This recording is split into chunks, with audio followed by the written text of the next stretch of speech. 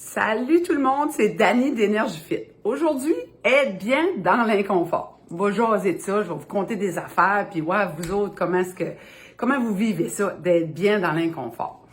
Tu sais, un exemple. Souvent, là, la plupart de nous autres, on a vu ou qu'on le dit à nos enfants, va pas là, tu vas aller pieds trempes. Qu'est-ce que tu fais? Sors de l'eau, vous allez à pieds trempes. Mais ça a resté de notre tête.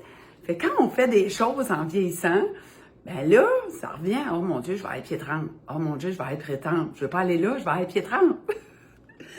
Ben, qu'est-ce que ça fait d'avoir les pieds trempes? Pas grand-chose, je pense. En tout cas, de mon expérience, ça fait pas grand-chose.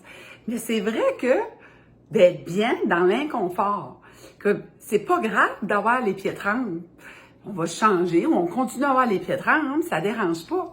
Quelques années passées, je me suis inscrite dans un défi. Ça s'appelle le défi Nipiziguit. La première année, j'ai fait ça avec ma fille Noémie. C'est un 150 km de course en forêt, canot puis vélo de montagne. Ben, mon frère, lui, c'est un adepte de ça, là, il en a fait beaucoup, puis là, j'ai été demander conseil. Ben, il dit, le premier conseil que je vais te donner, c'est d'être bien dans l'inconfort, puis de te pratiquer d'être dans l'inconfort. Je dis, qu'est-ce que tu veux dire? Mon frère s'appelle Daniel. Je dis, Daniel, qu'est-ce que tu veux dire?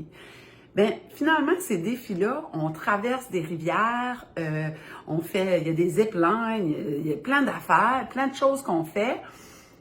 Puis, quand on est parti, ben, on était dans l'eau jusqu'à là, dans la rivière, avec notre vélo, il fallait le tirer à travers la rivière. Hey, ça, c'est de l'inconfort, ça. Pas mal. Fait que, moi et Noémie, on est des bons partenaires. On était capables de s'encourager là-dedans. Mais après, on embarque sur le vélo, puis on continue. Bon, là, Acadien, on était soaking wet. Pédale, pédale, pédale. Puis là, le petit hamster embarque. Mais, il me disait, qu'est-ce qui peut m'arriver de pire? Quoi de grave, là, avec ça? Les pieds trempés. Peut-être qu'on va me couper les orteils. Je sais pas. Vas-tu mourir de ça? Ce serait pas supposé. Finalement, je commence à être bien là-dedans. Mon corps s'échauffe, ça continue. Puis on a continué toute la journée. Ça, c'est sur 2 jours. Fait, on a continué toute la journée. Puis, parce que je n'ai pas perdu d'orteils, je n'ai pas fait couper les orteils, tout ça.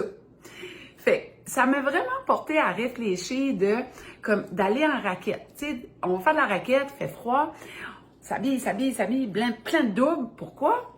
La peur d'avoir froid, d'être dans l'inconfort. Mais si on a des bons sous-vêtements, on s'habille en conséquence, c'est sûr qu'on va sortir dehors, ça fait frais. Mais là, on part à y aller, on avance, on réchauffe le body, le moteur s'échauffe, puis là, on est bien. Tu sais, c'est souvent ça. Je peux même vous parler d'une autre expérience, là. Je vous ai déjà parlé de la Superwoman dans une autre de mes chroniques. J'étais une des organisatrices de 90 km. Il y a une fille, là, une des Superwomen, elle va se reconnaître, là. J'ai jamais vu des pieds de même de ma vie. Comme jamais. La Superwoman, c'était des sous qu'on remettait à la Société canadienne du cancer. On était 90 femmes qui ont marché, 100 femmes qui ont marché 90 km. Puis on a remis près de 100 000 $ à la société avec ça. Sur 3 jours. À la deuxième journée, là, cette Superwoman-là, elle nous dit, je vais pas bien, là. Mes pieds sont pas beaux, là. J'ai mal. Quand elle a enlevé ses bas, là, j'ai jamais vu des pieds comme ça dans toute ma vie. Il n'y avait pas une place, là, dans ses pieds, les orteils, inter-orteils, qui avaient des ampoules. Elle réussissait à rire quand même.